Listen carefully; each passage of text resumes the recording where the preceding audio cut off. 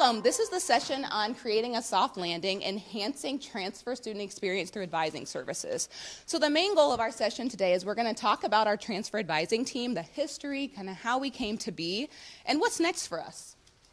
So, oh yeah, I'm pointing to you. You're doing the clicking. So I am Carmen Kurdziel. I'm the transfer student coordinator at the University of Minnesota Twin Cities. You're going to hear me say CLA a lot. That stands for the College of Liberal Arts. So liberal arts is kind of hard to say, so we say CLA all the time. I have been in CLA for 9 years. In my first role when I started, I wore two hats. A lot of us wear two hats. I was a transfer advisor. And then I also worked with our current students. So half of the time, pretty much, I worked with prospective transfer students providing advising services. And for the other side, I worked with all of our continuing students. So they could have been freshmen or transfer students. So kind of two hats, kind of depending on what time of the day it was, depending on the type of services I was providing. And my name is Margaret Rogers. I've been an academic advisor in the College of Liberal Arts for more than 20 years. And about 3 years ago, I joined up with Carmen for the transfer team. We just want to make sure that we acknowledge the other folks that we left back in cold Minnesota. So it is so nice here. And you have flowers. It's just wonderful. So Therese J. is another CLA transfer advisor. And then Jennifer Thundera, she is a CLA academic advisor in our Martin Luther King advising office, and she works with us on certain outreach projects. Perfect. So to get started, we want to talk a little bit about kind of who we are, what our goals are, and talk a little bit about our students.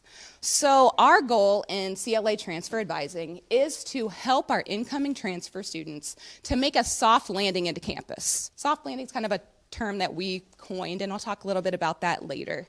So we want them to make this soft landing into our college and into the University of Minnesota as a whole. So what do we do? One of the things that is key is we're not admissions. So in CLA, we have a separate setup. So we have admissions counselors that work on the applications, that work with, am I admissible, kind of when should I kind of be making this transition? And we actually get to focus on the advising. So we work with prospective students really at any time where they think they have that thought that they might want to transfer, all the way until they go through orientation. So we're really there to provide advising services to those students. So we talk about anything like transferring credit, getting things evaluated. We talk about majors and what our departments are. And one of the biggest things that we talk about is fit. We have over 60 majors in our college, not even just at the university. And we find students don't even know what some of those are. So they might want a major that they didn't know existed, but unless they talk to us and kind of learn about that earlier, it really helps with that planning. So we really make sure that they're ready to transfer and taking the right courses is what we do. The other thing that's kind of unique at the University of Minnesota is how we define our transfer students. So transfer students at the University of Minnesota, it means after you've graduated high school, even if you've enrolled in another institution or taken credits, you're considered a transfer student if you transfer. So that means we could have a student that's coming to us with 0 credits if they enrolled and maybe withdrew from everything, sitting right next to a student that has 90 credits. That's hard. You know, those students are so different in what their experiences are, so there's really no kind of one-size-fits-all service for these students. So what we're finding is kind of having this unique touch, having these individual appointments and these individual touches really helps because we can meet each student where they are. So a little bit about that soft landing. What do we mean by that? We want students to be informed about the transfer process and feel like they are empowered to be successful. So that starts at many different times in the journey, and we're really here to make sure they get that soft landing. They don't have as much time as our freshman students, so making that soft landing really helps to make sure that in their first semester, we're thinking internships. We're thinking about how they're connecting with careers right away. So we're answering those immediate questions up front so they can hit the ground running. On the handouts, I hope a lot of you have them. We're going to be kind of asking you all some questions, so that's what's on the front of this. And on the back, we have an infographic of who our students are. So in this last session, it was like, you know, who are your students, but also kind of what are they saying? We'll talk a little bit about what our students are telling us they want. But first, we wanted to kind of let you see who our transfer students are. So on the back of those sheets, you have this infographic. So this infographic is going to take you through kind of what do we look at? What's our profile of students? So the number of applications we have come in, just over 7,000. This is just for the fall for the entire university. We have just over 2,000 students that we bring in the fall. CLA welcomes about 650 students in the spring, and then about 1,300, where this first line here, about 1,300 students is what we're bringing in our fall semester.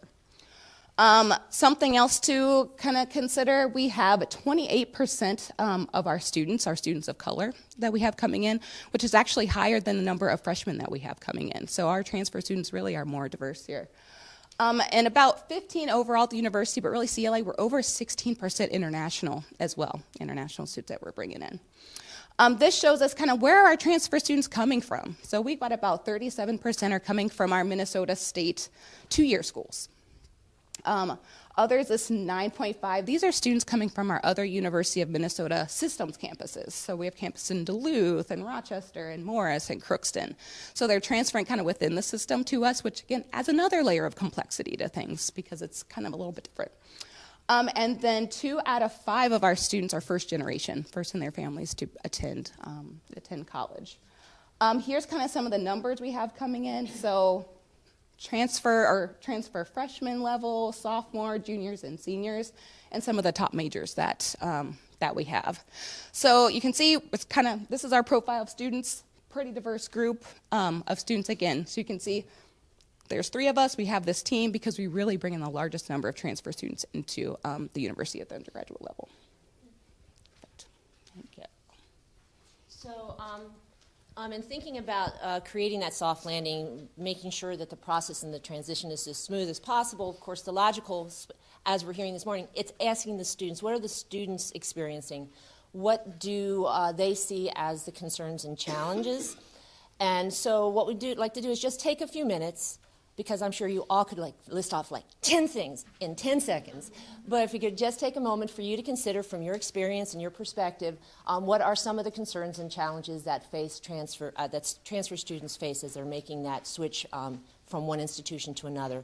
So we have a little spot on the handout where we have the question again. You can jot down notes. So just, take 30 seconds or so and then just discuss what your thoughts are with 1 or 2 others, and then we'll just do a kind of call out after that. So we'll give you about 3 minutes. Again, you guys are going to be so efficient at this, we won't need to give you extra time.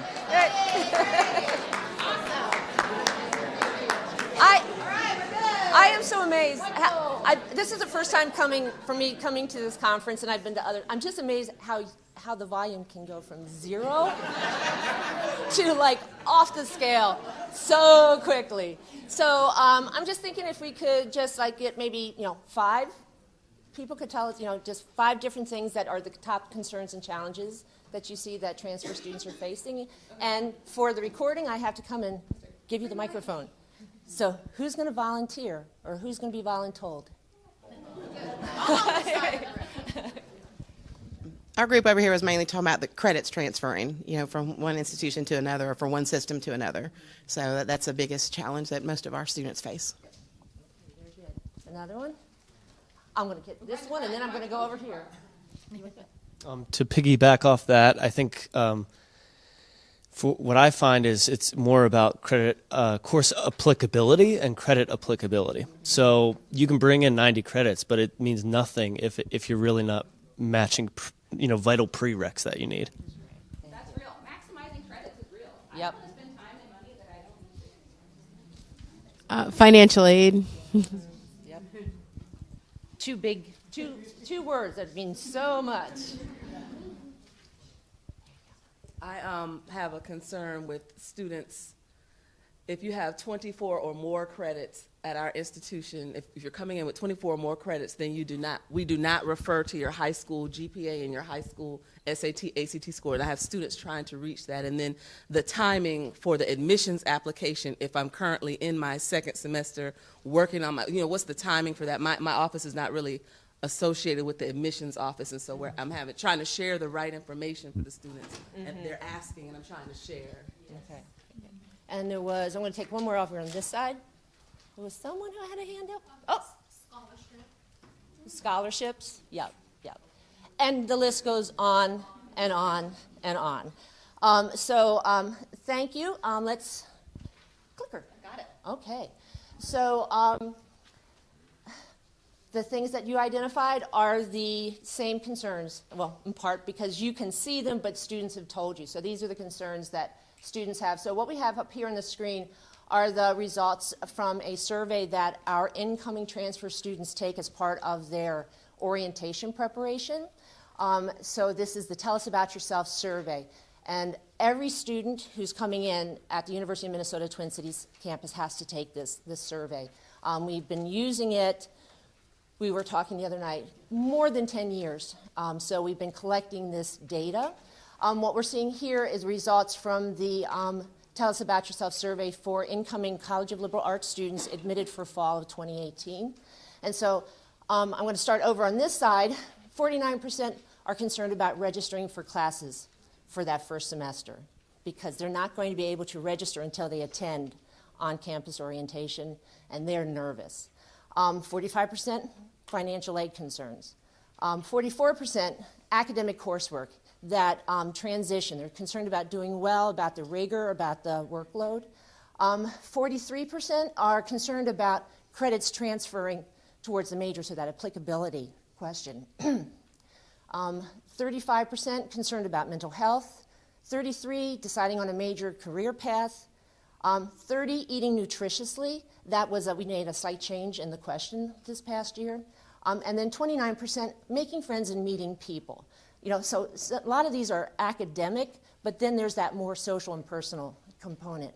So what we've seen is, as I said, we've been collecting this for a long time, and the numbers have stayed about the same. So whether it was 10 years ago or now, the concerns are still there.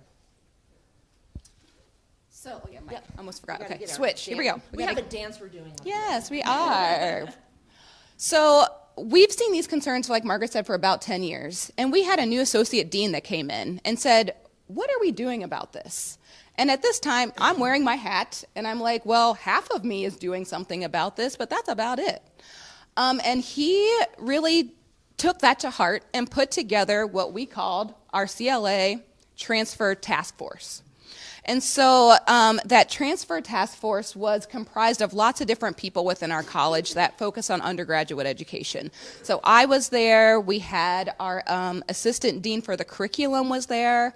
Our director of our student services office was a part of it. We also had our assistant to the associate dean. We had our scholarships office. We had someone from our assessment office and someone from advising as a whole. So we met together over that spring semester of 2015 to really dig in, to say what of our students are saying, what are our profile of students, and really what should we be doing. And so out of those recommendations, 4 goals came about. And the 4 goals are here, and bear with me, I'm going to read them to you here. The first one was to develop and strengthen early connections and ongoing contact with our prospective transfer students. The next one was to increase the success and readiness of transfer students, both in degree progress and in that engagement into the college, into the campus community as well. The third was transfer students will be well-oriented to CLA and supported through a successful transition to the university. And the fourth goal that emerged were transfer students will be highly satisfied with their experience in CLA as current students and as alumni. So these goals came out, and it was like, okay, here's the goals. Okay, you know, Associate Dean Ohlert, what are we going to do? Like, how are we going to meet these goals? You know, I'm half a person. Like, what are we going to do? It's just half my role. And so out of that, the recommendations were to create a coordinated CLA transfer advising team that would focus on these 3 things. So focus on a support of continuous improvement of the transfer experience, to identify challenges and additional strategies in serving our transfer students, and to assess progress and kind of see what we're making. So really, this is where kind of that team that we talked about in the first slide went from, you know, half of me to 3 people. And I'm going to, probably what presenters should never do, I'm going to switch something I was going to say later. I'm going to put it in here. So before I get to this slide, let's just talk about how our team grew. So in early 2015, the team was Carmen. 0.6 FTE. in fall of 2015, so the recommendations came out.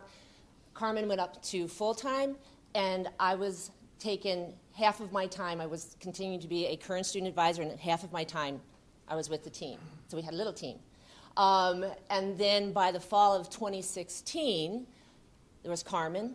I was moved to full-time, and then Therese joined us. So we had the 3 FTEs in our transfer team. So we'd love it to be bigger, but that was a really good start. And what was great is that we all had academic advising backgrounds. Between the 3 of us, we have 47 years of academic advising experience. And so we were able to bring that experience and that work within the college to really start thinking about what can we do for our incoming transfer students. So then we had the recommendations, we grew the team, we had this expertise, but of course you can never just settle on what you know. You need to say, what are other people doing? And so fortunately for us, 2016, the transfer playbook came out. So that joint publication from the Aspen Institute and from Columbia University's Community College Research Center. So that was really, it was very timely for us because there's, of course, the task force, there's a lot of interest in, so what are you doing? What are you going to do? And so we could point to the transfer playbook and say, here are these great recommendations, and it gave us a good rationale and support for getting continued investment in what we were doing to improve the situation for our transfer students. So we looked to the recommendations for 4-year institutions, and we pulled out these 3 to kind of give us some clear guidance. So making the transfer student success a priority, create clear and programmatic pathways, and provide tailored transfer student advising for our incoming students. And I'm still talking, okay. So that's our story. So the need had been there forever. Then CLA leadership recognized the need and decided to invest in it. We grew our team, and then it was, what are we going to do to build this soft landing? And so for the rest of the presentation, what we've done is we're highlighting our efforts in these 4 areas: early and ongoing connections and support, orientation, preparation, and outreach, a sense of belonging for our international transfer students, and support in the first year on campus. Okay, that's what's happening back there. So early and ongoing connections and support. So as Carmen had said, we work with prospective students. It's really from the first time they think that they might want to come to CLA to actually like the day before they attend their on-campus orientation. And for these students, there are lots of questions about transfer credits. What will transfer? What should they be taking at their current institution? So that program, that course planning, what should they be taking to have an effective transfer to meet those requirements, thinking about the major, time to graduation. But there's also the questions about fit. As Carmen had mentioned also, are they choosing the right college? Sometimes their conversations with us, it's really the first time they've decided they're going to come to the University of Minnesota. They've decided that CLA is the college that they want, but they really haven't done any exploration, so they really don't know what we have to offer. So that early and ongoing connection and support is so critical. So in those areas, the first thing that we did, we increased our direct advising contact and support for prospective and recently admitted students. So if you can see this is how we grew. So here's Carmen, 519 contacts. So these are combined contacts, phone, email, in-person, drop-in. And we were able to grow to 840 in 2015, up to 2,279. We had in 2016, 2017, 2,700. That was a little static because my 2 colleagues, Carmen and Therese, decided to have children at the same time. So they were both out on maternity leave at the same time. That was interesting. And then back to full force this past year in 2018, 4,600. So we've really been able to be there and to meet and to talk with these students. And for me, that's the most exciting part of my job. That's what I love every day. So in those meetings, they can contact us via email, by phone. We do appointments, in-person phone appointments, Google Hangouts. That's been something new and it's been working pretty well, particularly with those students who are in Arizona and are thinking about coming to Minnesota. So we do have the opportunity to talk about who they are, what they want to achieve, what have they taken, how those credits transfer, what should they consider taking, but then we have those conversations about fit, because it is important to us that when a student arrives in the College of Liberal Arts, that's their destination college. That's where they want to be, and that's where they're going. That's going to be the institution they graduate from. So we have these conversations about maybe the University of Minnesota Twin Cities is the right campus, but maybe CLA isn't the right college. Maybe CLA is the right college, but maybe that's not quite the major you've been. Did you know about these other majors we have? What is it that you want to achieve? We can talk about the career part. We can talk about the opportunities that they'll achieve on campus. So it really is beyond the just transactional to more of a developmental advising appointment. We also have been able to increase our contact and our work with the local community colleges, with their advisors, letting them know who we are, having them refer students to us as soon as they know that they're interested in our college. And we have a number that will now, we'll get a phone call, because it rings on all of our desks. All of our phones ring. All of our phones ring. And they'll say, hi, I'm Scott from St. Paul College, and I have Angela in the office with me, and we have a question. So we're on speakerphone. Okie dokie. So we can give that kind of that immediate support where they're at. So we're really happy with that. As well as other things as far as the, that early support will be, we're collaborating with our CLA departments to create CLA major transfer guides that will be online. So as Carmen mentioned, we have about 60 different majors: sciences, math, social sciences, humanities, visual and performing arts. We don't do articulation agreements. So there's a lot of information that's available online already through the campus catalog.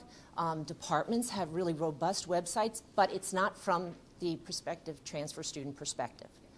So our transfer guides, we're working with the departments to create guides that will be more of that transfer student focus, talking about those foundational courses and prerequisites. What can you work on where you're at, using transferology. So rather than having an individual guide for every college, referring them to transferology. Talking about transfer credits. What will transfer? What are the restrictions in the major? Are there certain courses you have to take on our campus? Encouraging students to make an early connection with the department. Most departmental advisors are happy to talk with prospective transfer students. Some not so, but most are. So encouraging students to start having that connection with their department before they even come on campus. And then utilizing the college source products. So TES, the transfer equivalency system, and transferology to improve that transfer course information. The University of Minnesota last January 2018 went to a centralized course evaluation process. Prior to that, admissions did some of the evaluations, and then every department did their own evaluations for use towards the major. But that information from the departments didn't get conveyed to admissions, and so transferology, there were gaps. So now everything, there's an online submission. Students, prospective students can submit courses as well as recently admitted and continuing students. And so the evaluation comes through a central office and then goes through the appropriate department. The evaluation is completed, and then it gets onto transferology within a week. So that has made our lives so much better. More work to be done, there's still gaps. But our role in using transferology and tests is we're working with students, again, as early as we can, to identify those courses that they'll need to have evaluated, helping them get the work submitted, having conversations after the work is evaluated. So what does this mean now? Excuse me. I'm a little nervous with all these people looking at me. And I know I'm not supposed to express that, but I'm somebody who always has to reveal things. Makes me feel better. So thank you for my soft landing. Because eventually I'll forget to breathe. So we can then have a conversation about, now we know how that course is going to come in. Let's think of what else you can do in its place. We're also working with departments to identify that gap in information in the evaluations and trying to work with them proactively, not to wait until the individual student comes in with it, but say, we know we have all these students coming from Normandale Community College and they want to do art. Why don't we have any evaluations? Let's get the information, let's get the evaluations done. And so then orientation, preparation, and outreach, all of our students have to attend a required on-campus orientation. They meet with their academic advisor at orientation, and that's when they register. And so prior to that, there's this whole new student checklist that they complete, and in that it includes an online module, an online orientation, where we provide information about the college, about policies and procedures, degree requirements, and things like that. So it's like, oh, we're putting all this information out there, but students are still concerned. They still are anxious. They want to talk with someone about how things are coming in, what the transition is going to be like. And so we have developed a pre-orientation admitted transfer student workshop in collaboration with the CLA transfer admissions. They used to have confirmation sessions that were like half an hour that included a tour, and we're like, what are you doing a half an hour? That doesn't seem like very much. So we worked with them to have an hour-long session. It still has the tour in it, that they can do an optional tour, and we go a little bit deeper into what you can expect at orientation. What are the requirements? We have a transfer student panel come in and talk with their students. So again, these are for students who have already been admitted. Sometimes they've confirmed and sometimes they haven't. So they might still be in the midst of making their decision. And so they get to hear from and ask questions of transfer students, what their experience is. And then they have an opportunity for a one-on-one advising session. So they get a lot of their questions answered that way, and so they don't have to wait. And some of these students are doing it in April if they're admitted for fall. They're admitted early. They're doing the online orientation, but they're not doing the orientation until July or August, and they're just anxious and they're nervous. So this is one way to try to allay those fears and give them more information. But we know not every student attends a workshop. So when students are admitted, they get an email from us saying, hey, congratulations. Do you have questions? Come and talk with us. Give us a call. Send us an email. So we'll work with students as they're completing that new student checklist, as they're getting ready to come on campus for their orientation. We call them our pre-orientation appointments. And so that they are better prepared and they're a little bit more relaxed about everything. They know what's going to happen. And so it makes it a better experience once they come on campus and they're meeting with their, I really am nervous by all you guys looking at me. Again, I'm a discloser, so thank you, bear with me. Thank you again for the soft landing. So they are having an opportunity to get some of those basic questions answered, so when they meet with their advisor at orientation, they can really focus on that relationship and planning forward. And then we are the ones who update the online orientation. We have our team plus a group of advisors every semester. We look at it and go, okay, what policy has changed? Because policies seem to change all the time.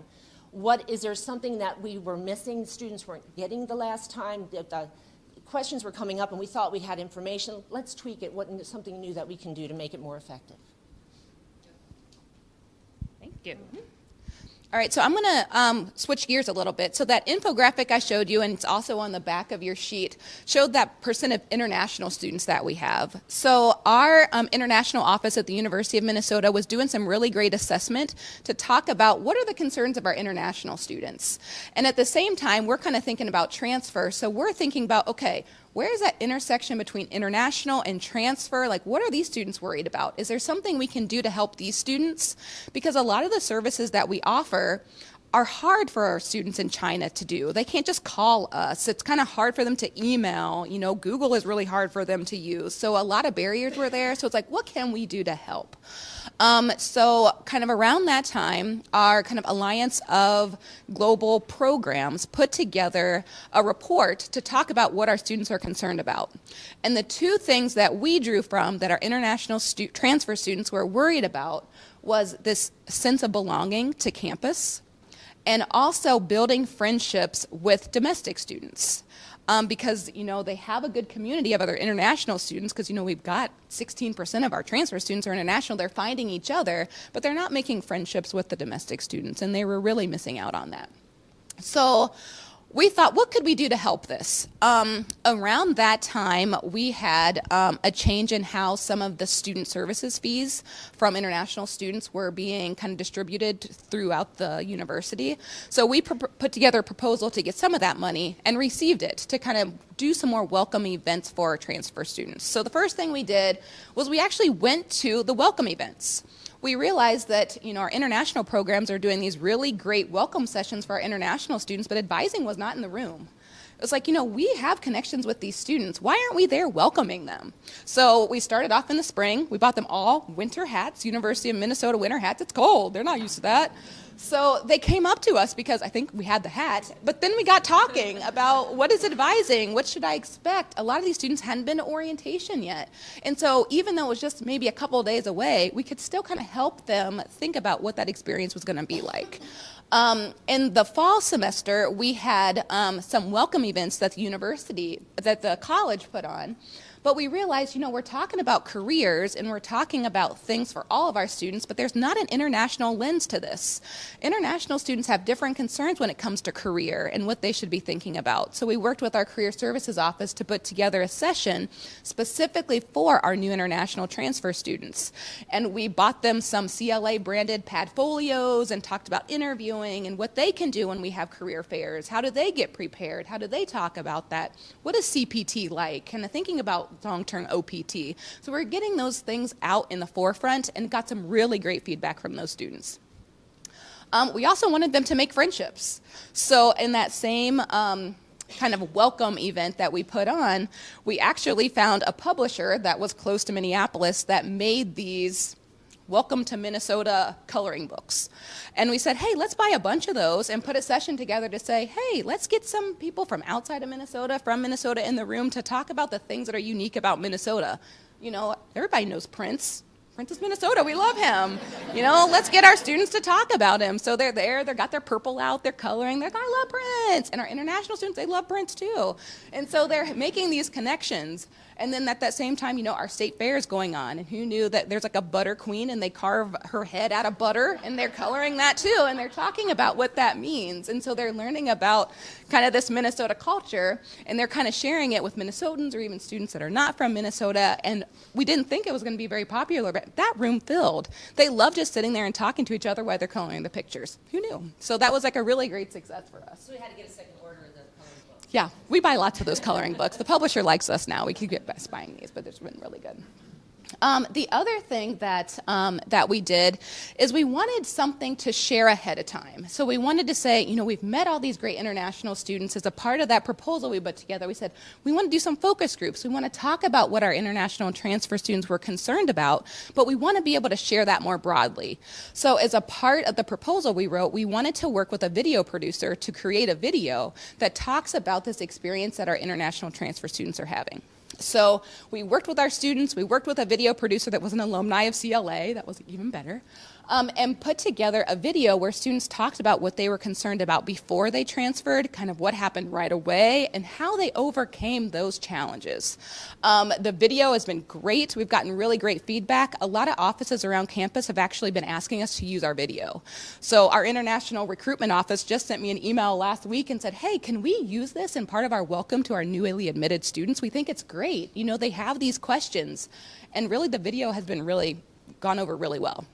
I put the link to it in the slides, so when you get this later, if you want to watch it, feel free. We're really proud of it, and it's gotten some really good kind of legs around campus around it as well. Cool. The next thing that I want to highlight is kind of talking about how do we support students in the first semester. So kind of out of what our associate dean's goals were and also out of the transfer playbook, they're talking about what are you doing for transfer students once they're at your institution. Because we didn't have anything. We have a first-year experience course that's required of all of our first-year students to take, but we didn't have anything for transfer students. So we thought, hey, fall 2016, there's 3 of us now. We just got started this summer. Let's pilot a course at the same time. Why not? So as we're kind of building all our contacts and reaching out to community colleges, we also developed curriculum to pilot our CLA 3001, the transfer semester experience course. So a course, it's a 1-credit online course We assigned it upper level credit. Our students required to have so many credits of upper level, so it would count toward that requirement. And we just offered it out to see what would happen. Our director of advising said, hey, if you get 30 students, that's good. Let's get 30 in there, let's pilot it, let's see how it happens. So we're like, okay, well, let's just throw 100 seats out and see what happens. So out of 11 days of transfer orientation, the class filled in the first 5 days. 100 students in, we're like, what did we do? What are we getting ourselves into? And so we bumped up the seats a little bit to 120, and it was filled really before even that next day of orientation because the demand was so high. So some of the guiding principles that we wanted to use when we developed the course was we knew we couldn't do the same thing that we did for our first-year students. It's not the same. Like, these students have different concerns, they have different needs, and like I talked about before, we might have a student in there that has no credits and someone that has 90 credits. So how do you make sure that you're reaching all of those students? So we were really intentional about focusing that first part of the semester on making the transition. We hired a number of transfer student leaders that were leading the course for us, so each student in the class had a specific mentor that they had that was an experienced transfer student. So we tied them to that and focused on the transition in the beginning, and then flipped it about being successful and even thinking about careers. So at the end, it really had that career focus, or that which do I major in focus, and we kind of set it up that way so they could pick their path depending on kind of what route they're on. So whether like, yeah, I'm thinking about internships, or it's like, gosh, I can't think about internships in my major. I still don't know what that is. I only have 20 credits. And so we tailored it to what the students would need and got really, really great feedback. So when we asked the students, we surveyed them throughout the course, and these are some of the highlights that we found. So 87% of the students in that first pilot agreed that the course helped with their adjustment to the college, to CLA.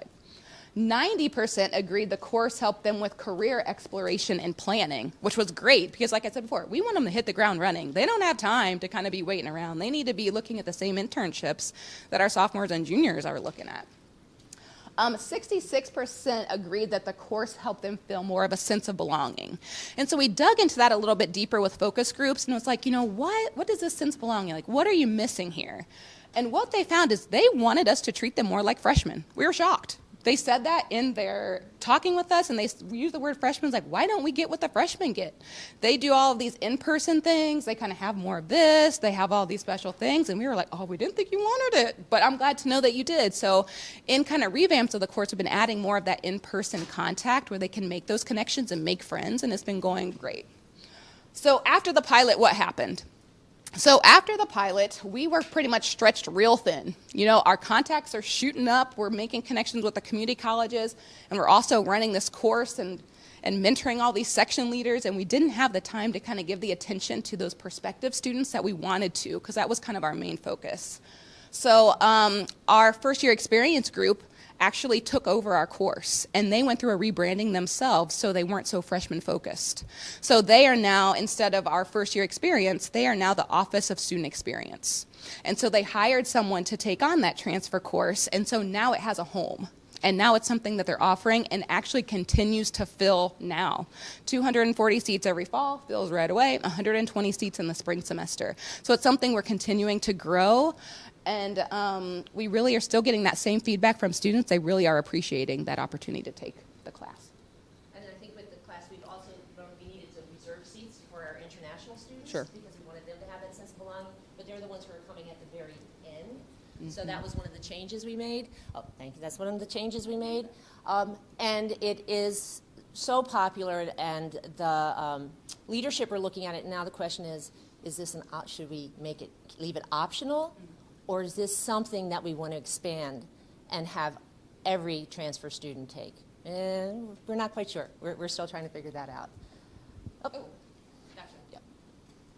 So we've been in this for approximately 3 years. What was really nice was last week we were honored. Our colleagues in the College of Liberal Arts recognized what we were doing, so we actually received a CLA Outstanding Service Award for our teamwork. So it's like, yay, we're wonderful. Yes, thank you. We got a mug with candy. Yay. But of course, you can never stop. You can never rest. So in looking forward, what's next for us? These are some of the areas that we're currently thinking, what more can we do? So the first is more assessment and data analysis, because we're We've got a little bit, but we're not very robust in this area, so we're talking about point of service surveys for when we have those appointments. Also doing a follow-up with the students who attend that admitted workshop or have a pre-orientation appointment with us. Did that actually help when they actually attended orientation? Did they truly feel better prepared? Because we feel good about it, but we need to know, are we really meeting the needs of the student? Also, graduation and retention, always very important. We're looking for greater collaboration with our area community colleges, looking into the opportunity of having an on-campus presence to do some advising there. Right now, we are invited along with the admissions folks to the college fairs, but that's when we have our presence. We're like, well, we want to get out there a little bit more often. So with the students, we can meet the students where they're at. Also working with some of the existing programs so we can have more of like pipelines. We have to be careful about pathways because the Minnesota state system has pathways, so we're talking about a pipeline. Transfer scholarships. Right now we only have a collegiate scholarship for incoming transfer students for the fall. And so we're working with our scholarship office to say, can't we find the monies to have it for students for spring admits, and also something that would mirror the freshman research scholarship. Our transfer students want that as well. And again, they have to hit the ground running. They have to take advantage of the opportunity because they have a shorter time to build those relationships. We've been a little successful. So there were actually some spring scholarships, but they were on the down low. It was like, oh, a donor came up with money and we have to spend it now, so let's use it. I'm like, but can't we have that next year too? And then finally, working with our colleagues in CLA Academic Advising to find ways to enhance that transition experience for the students, but for the advisors as well. Because, again, there's that importance of building that relationship with their advisors, and the first time they meet them is at the orientation. And I did that for a long time, and you're meeting the student for the first time. Now, of course, we get to look at records ahead of time. I was there when we actually did everything with pencil. But there's evaluation that have to take place. Students have interest or concerns about placement. And if we can take care of that ahead of time, it's just going to make the experience for the students better, but also it's going to support that advising relationship. So that's where we're working now. All right, because we know we've got a lot of people in the room that are working with transfer students, we want to kind of open it back up again to you, to chat with someone next to you about a couple of questions, and then we're going to report back out and then take some questions here. So thinking about kind of some of the things that we're doing or some of the things that you know that your institution are planning, what do you wish you could do for your transfer students? Whether it's advising or if it's another unit, what would this enhancement look like for you? So take a couple of minutes. We'll kind of bring you back in, take about 3 minutes or so, and chat about that. Great, thank you. The buzz is real. This is good. It's like we just need a session to like network and talk. Like maybe that's the next one we'll do, and then I don't have to talk at all. Do we have anyone that wants to report back some of those ideas that you had? Is there anybody that kind of came up with something that they'd like to share with the group? And, shameless plug, we're looking for new ideas too, so anything that you might come up with, sure. I'm going to bring the mic here to you. Do you mind passing that down? Thank you. I am at Temple University in the Fox School of Business, and we have about 7,000 undergraduate students, and I think I just counted, and I think we have about 13 advisors total. So with that caseload, I think what will help is I love the idea of a majors fair or a majors like information sessions so that students can find out more about the majors rather than going to the advisors, sitting down in the office and being like, I don't know what I want to do. Tell me everything. So that's yeah. That's awesome. Yeah, I think. We actually, our university as a whole, we have a Center for Academic Planning and Exploration, and they put on a major fair every year, and this is the first year they've actually let us invite our prospective transfer students. So now we actually are allowed to say, hey, you are curious about majors? Hey, come to our campus. Our whole ballroom is full with all the majors. Go and talk with them. And then come back to us and see how we can help, and that's been good. Oh, there you go. Thanks. Hey, my name's Eric. I'm from Towson University in Maryland. Oh my gosh, that's my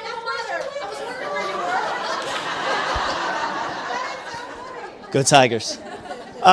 So at Towson, we're the second largest state school in Maryland, and we're about, at this point, we're reaching about 25,000.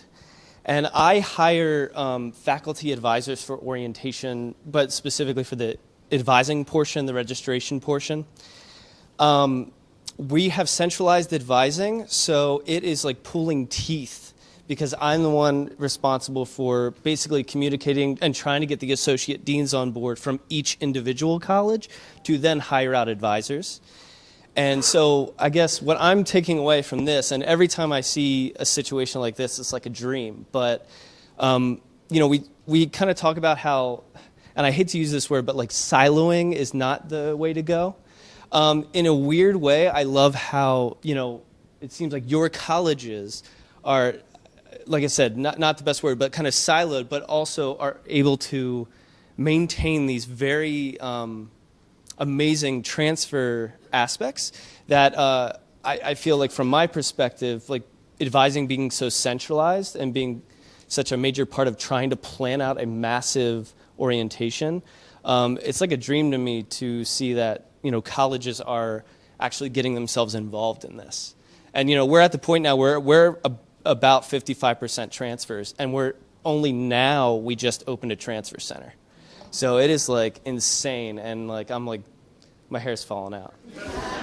But So all I have to say is, where were you when I transferred there in '78 from the community college? I don't know. But anyway, I guess that's more of a comment, and then I'll let other people talk. But I do have some questions for you just about how does your recruiting of faculty advisors work out, because you're dealing with 10-month contracts. You're also dealing with adjunct faculty. So I'm just really interested in how that works. So we're really fortunate because of the structure of our college. We have departmental advisors that are embedded in each of our majors. So some are faculty, some are professional advisors, but every department has a person. And that person is really connected to us. We like to build relationships. We know who they are. And so because of that, and because we're talking to them about our transfer students and what we need, we have a very high rate of ones that are staying for orientation.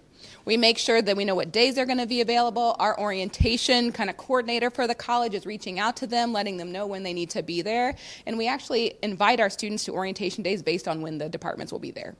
And so we're really lucky in that regard, I'd say, because we got a lot of buy-in from our departments because they want to grow their majors. And how do we grow our majors? It's transfer students. We want to get the ones in that we know that have these interests. So I think we're lucky in that, and we have a lot of support from the departments. Yeah.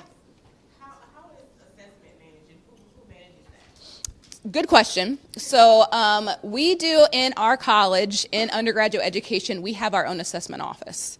So if I want to pull some data, if I want to say, hey, how many transfer students from Minnesota Community and Technical College did we have come in, and kind of, how were they retained, or how were they, I have an office that we can ask those questions to. They actually do a really good job, and they create a system called Clara for us where we can go in and do our own pull of data to see things, to say, okay, how many transfer students came from here, or, how are they doing, or what are the majors that they're declaring. So we have a lot of that we can do on our own, but we have a lot of support through our college because we have a whole unit that works on it. Yeah. For your prospective student advisors, are you able to offer sort of continuity in that over their community college career, or is it kind of one-off, meet with them, talk to them, maybe not see them again? We invite them to have multiple appointments, is that what you mean? So we'll continue to work with them, is that what you mean? So we have a shadow database that we keep, so we can't track students through, so we have like a, what would you call it? We call it A+. We have a system called A+ that was homegrown, and it started out as a dashboard where it goes to all the different systems and pull in data about a student, and now it's grown into this thing where that's where we put our advising comments, that's where we track students. The students, we have a referral to a different service. We can use that there. It's used across the university system, so if a student went to the University of Minnesota Duluth, and then they come down to the University of Minnesota Twin Cities, if their new advisor can kind of see their whole history. So we use that system when a student has an ID number. Yeah. Otherwise, if they're prospective, they've had no, so an ID number could be because they've applied, college and the schools are PSEO through our college. So if they have an ID number, we can use that system, and that's one way that we can track things. Like prospective students who have had no contact. We have a Google spreadsheet. We have a tracking form that we fill out. Yep. And then as students come back, they will say, I'd like to schedule an appointment with Margaret. Hey, Margaret, you know, we met last semester. Could I meet with you again? So internally, we try to we build those relationships. And so I've had students that now, because we've been here doing it for 3 years, that I've worked for over 2 years, that they'll like check in with me every semester. This is what I'm thinking about taking. My advisor at the community college told me to take this. What do you think? I'm sure your community advisor, always talk to your community college advisor because they know what's going on there. But now let's just talk a little bit about how that's going to come in here. So it's been really effective and then I get to see them sometimes at orientation because I help out at the on-campus orientation. And so I always say, welcome to CLA. I see some familiar faces here and some of the names I recognize from email. So welcome to you. And so that it really is, for me, it's a wonderful continuity, and I think it's really beneficial for the students because it makes them feel more comfortable. I run a program in South Alabama. I go out to the community colleges, 4 different community colleges in 3 states, because you know where Mobile is, Florida, Mississippi. They can advise those students from their first semester, meet with them every semester, advise towards whatever major they're planning to go into. But initially, kind of keeping track of that was really challenging. And then the students' data is in a different system. You can't just pull up the rulers. So I think we're at our time. Thanks for coming. If you want some of our information, we have a postcard that we give to students when we go to fairs and things. So if you want to learn more about our services and resources, and also some business cards. And also, again, thank you for my Thank you. soft landing. Yes, thank you. You gave us